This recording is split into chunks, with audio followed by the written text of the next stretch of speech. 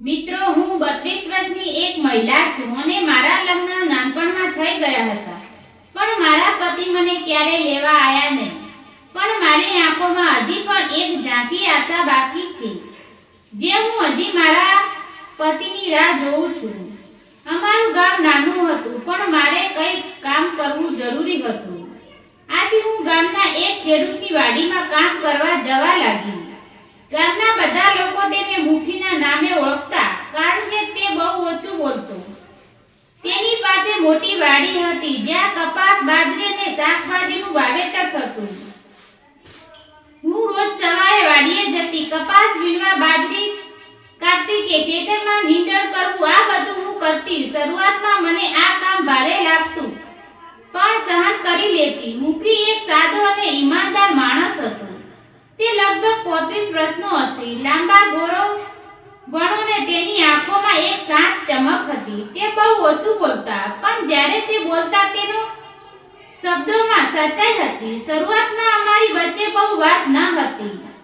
હું મારું કામ કરતી ને પોતાની વાડીનું કામ સંભાળતો, પણ ધીરે ધીરે જ્યારે હું થાકીને ઝાડ નીચે બેસતી તો તે પાણીનો ગ્લાસ લઈને આવતો અને કહેતો, "તું થોડું પાણી પી લે, બહુ ગરમી છે." તેની આ નાની કાળજી મને સ્પેસ જતી. એક દિવસ હું વાડીએ કામ પૂરું કરીને ઘરે જવાની તૈયારી કરતી હતી, કારણ કે તે પડોશની તે દિવસે ગામ બહાર જવું હતું. અચાનક હું ખેતરમાં ચાલતા ચાલતા પડી ગઈ અને મને પગમાં થોડું લોહી નીકળી ગયું. હું ગભરાઈ ગઈ. મારા હાથ ધ્રુજી રહ્યા હતા. મુખી ત્યાં હાજર હતો. તેણે તરત જ મને ઊભી કરીને બોલ્યો, "તું ગભરાઈશ નહીં, હું તને ડોક્ટર પાસે લઈ જઈશ." તેણે પોતાની બાઇક કાઢીને મને ગામથી 4 કિલોમીટર દૂર આવેલી હોસ્પિટલ પહોંચાડ્યો. ડોક્ટર મારા પગ પર પટ્ટી બાંધીને કહ્યું, "ચિંતા ના કરો, નાની ઈજા છે, થોડા દિવસમાં ઠીક થઈ જશે." તે રાતે જ્યારે અમે ઘરે પાછા આવ્યા, હું રસોડામાં ગઈ. મેં મુખીને કહ્યું, "મુખી, આજે તમે મારા ઘરે જ જમી લેજો. તમે ખૂબ મદદ કરી." તે થોડા સંકોચ આવ્યો, પણ પછી માની ગયા. શરદ પૂનમની ચાંદનીમાં અમે બંને એક સાથે જમ્યા અને ચાંદનીનો પ્રકાશ અમારા ઘરની રોશની આપી રહ્યો હતો. તે રાતે મેં મુખીની આંખોમાં એક અજાણી ચમક જોઈ, જેમાં માટે ચિંતા અને પ્રેમ હતો. મુખી મારી નાની મોટી જરૂરિયાતો ધ્યાન રાખતો. ક્યારેક બજારમાંથી મારા માટે શાકભાજીની થેલી.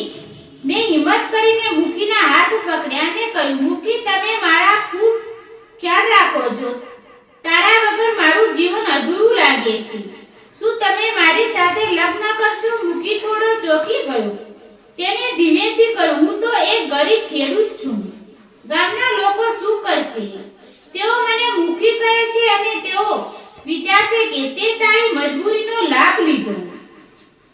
મેં તેની આંખોમાં જોઈને કહ્યું, "મને ગામની કે સમાજની પરવા નથી. મારા માટે તો તારો પ્રેમ અને વિશ્વાસ જ મહત્વ છે."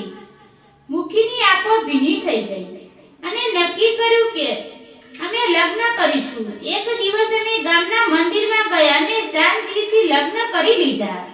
હવે મારું જીવન ફરીથી ખીલી ઉઠ્યું છે.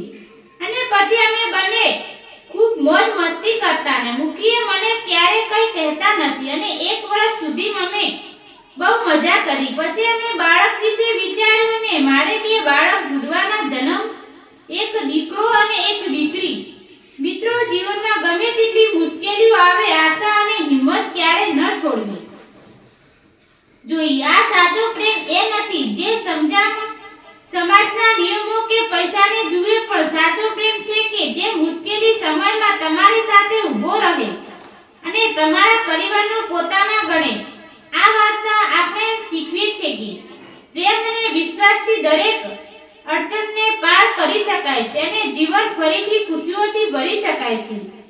જો તમને આ વાર્તા ગમી હોય તો તમારા વિચારો કોમેન્ટની અંદર જરૂર લખજો. અને મિત્રો, આ ઘટના ફક્ત કાલ્પનિક છે, તો કોઈ પણ વ્યક્તિને જાતિ કે ધર્મ સાથે સંબંધ નથી આવતા. વાર્તા ફક્ત મનોરંજન અને શૈક્ષણિક ઉદ્દેશથી બનાવવામાં આવી હતી. કૃપા કરીને તેને અન્યથા ન જોશો. આવી જ વાર્તાઓ સાંભળવા માટે ચેનલને સબસ્ક્રાઇબ કરો. ધન્યવાદ મિત્રો.